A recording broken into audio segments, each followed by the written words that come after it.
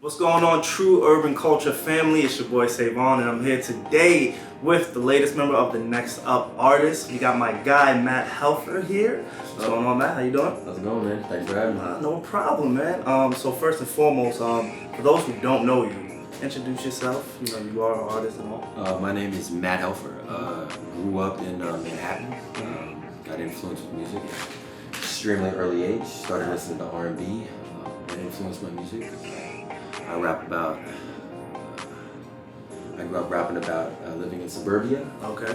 And that's what influences me, and that's what inspired me. All right, I got you. That's cool. Sounds good.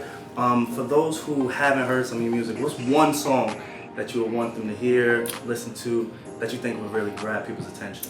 Probably my song Pillow Talking, because a lot of my music is about past relationships, and a lot of my music is about growing up in the suburbs and, you know, the stories that I had with that. So Pillow Talking is an extremely good mixture of both things. You have, you know, obviously it's called Pillow Talking. Yeah, so you're trying to get the ladies, man. Exactly, There's some innuendos in there, and then you have the second verse is about suburbia and just relaxing with the girl. And basically it was like my life coming up and growing up and basically doing it. So since you're targeting the ladies, so who are some of your influences? You know, I know a lot of rappers, they do the whole, you know, like LL, obviously, he was for the ladies.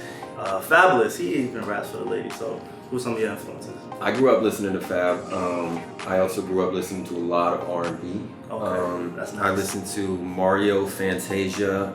Okay. I listened to Dream. I listened to all those guys who were big. I'd say 02 to 08, 09. And, you know, Scott Storch and all the records that he produced. And, you know, I just grew up in that whole era. Yeah, so you're a real early 2000s.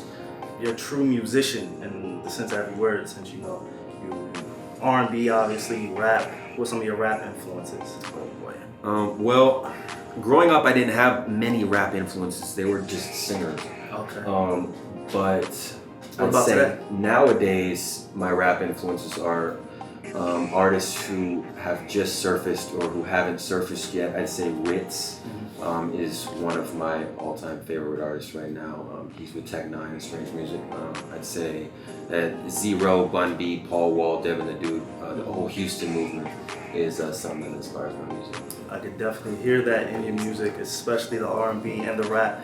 It's a nice combination, being that you sing, you do your hooks as well, correct? Of course, yeah, I sing most of them.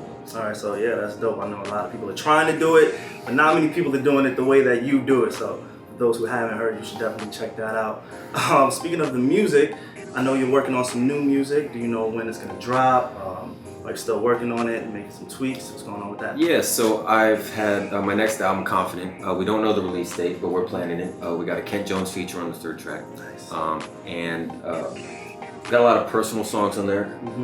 We got a lot of, you know, I got songs for the ladies on there. Nice. And I hope so. You make those songs pretty well. And you know, we got a good amount of singing, got a good amount of rapping. I'd say that this is probably going to be my most favorite project I come out with, just because it's so personal.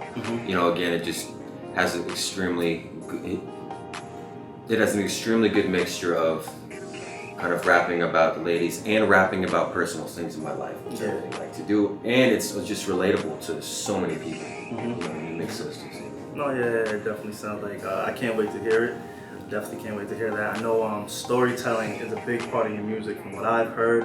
Can you tell us a little bit about your process when going into making a song? Is storytelling something you really try to focus on, or does it just come natural? What's going on with that?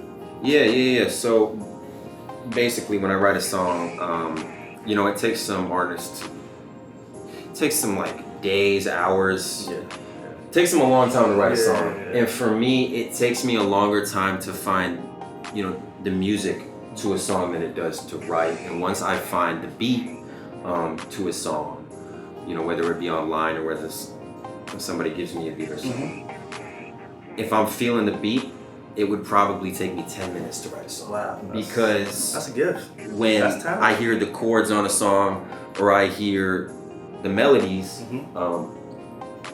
it evokes certain memories in my life, and I'm just able to pull that memory out, write about it. Yeah. I can either make that memory sexy or I can make it extremely sad, and then that's the track right there. All right. I got honestly